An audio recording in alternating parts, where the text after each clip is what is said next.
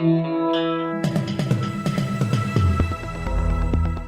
listening to the Betoota Advocates Weekly News Wrap on Desert Rock FM 96.5. Welcome back to the weekly Betoota Advocate Bulletin, bringing you the biggest and most crucial and most important stories of the week.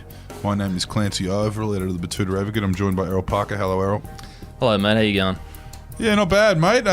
Tell you what, this fucking sun's got a bit of bite. Anyway. Starting to heat up, yeah. That's Wendell you just heard from the corner. How are you going, young fella? Yeah, pretty good.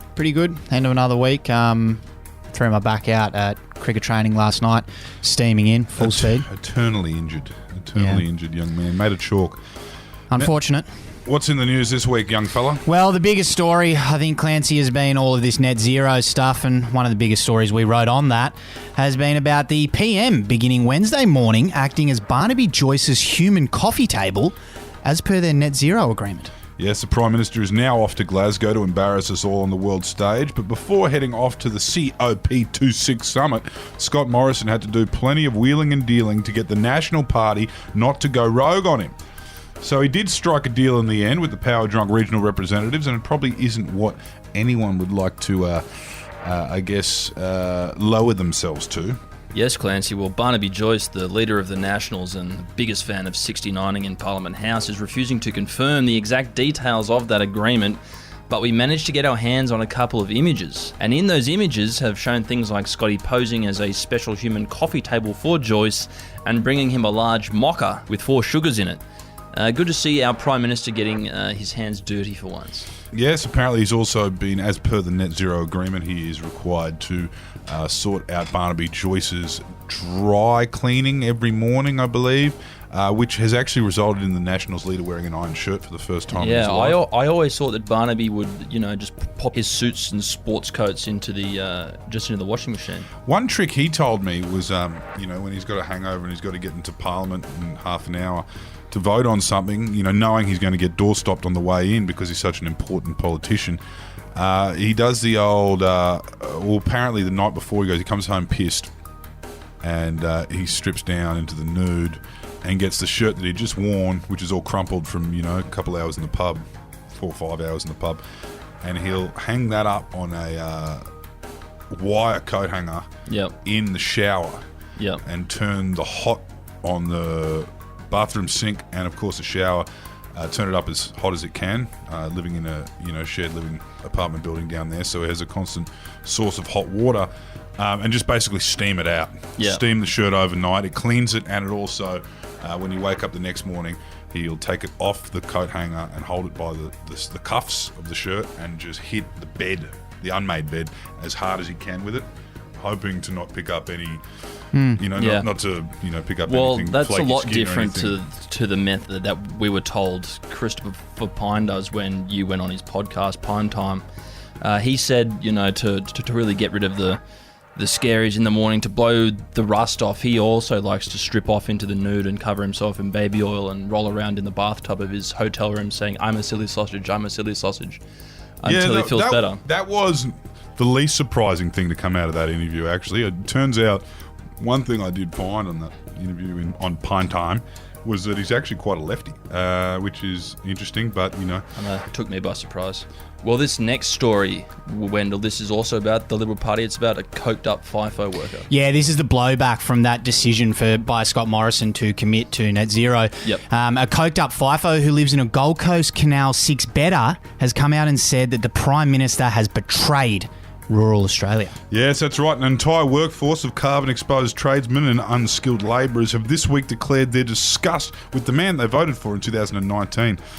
As you mentioned there, Wendell, this comes after Scotty announced his vague new commitments to net zero emissions by 2050, which has left Coomera-based FIFO worker Zaid Noxon pretty ropeable. He says this is equivalent to treason.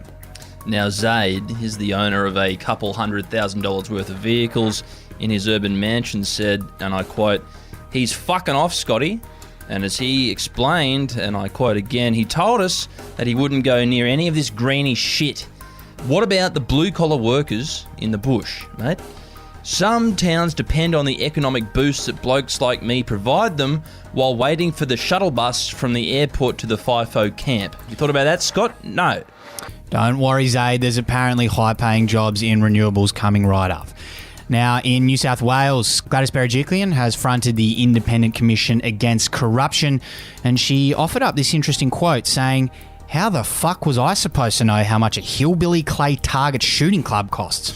Yes, the former Premier of New South Wales has been in the news all week as the inquiry into whether she abused or breached public trust continues to play out live on television. There's been a bit on with the former Deputy Premier John Barilaro squirming during questions about intimate relationships. Gladys has also claimed that current Premier and her successor Dominic Perrottet just does her bidding, and the frank admission that she had no idea how much these dumb rednecks needed for their shooty little gun thing. It's quite a lot, apparently. As we exclusively broke, their new club is quite an impressive sight, like a magical multi-storey hotel, I've been led to believe. Head to the website if you want to see the pictures of that one. We've apparently got more to come on this one, but it seems like her ex-boyfriend Daryl Maguire is going to have a bit of a hard time on the dating scene moving forward.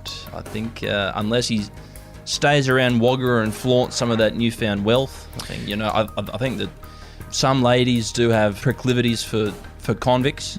Well, look, Not getting ahead of myself, Yeah, I mean, given the stuff that's coming out, he may not be around women out and about in society for much longer, Daryl. But I thought the Liberal Party wing of the Coomera low security prison was actually co-ed. I believe that's how low security it was. Right.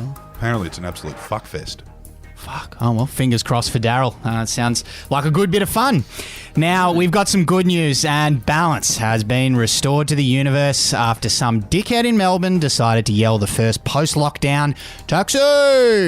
Yes, once again, this regional Queensland newspaper feels obliged to pass comment on Melbourne.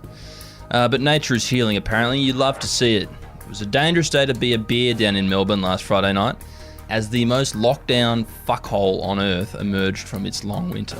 Yes, and with everyone a little bit unsure of how to interact around people after nearly 300 days of isolation, there was a bit of a weird vibe at the Fitzroy Ugly Betty Tavern to kick things off.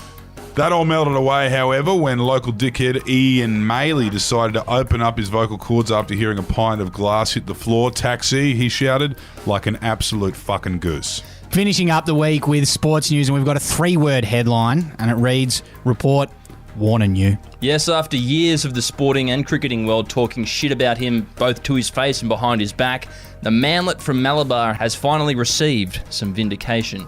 If you aren't a cricket fan, this stems from a heated incident between David Warner and South African wicketkeeper Quinton de Kock over in the Republic of South Africa a few years ago. At the time, it looked like David Warner was actually being a bit of a fuckwit, but, that's no longer the case, depending on who you ask. Yeah, no, with de Kock refusing to take a knee as part of the team protocol to support the Black Lives Matter movement, a movement actually quite relevant to the people of South Africa given their history of racial apartheid. It's been revealed that Dave Warner knew all along that Quinton de Kock was a fuckwit. As a Cricket Australia statesman said, yeah, it turns out Warner was onto him, and for that we express regret, but Cricket Australia doesn't apologise for anything. Not now, not ever. And that's all we got time for this week. We hope you've enjoyed our news wrap, and we look forward to talking to you again next week. Bye-bye. All right. Back is bye.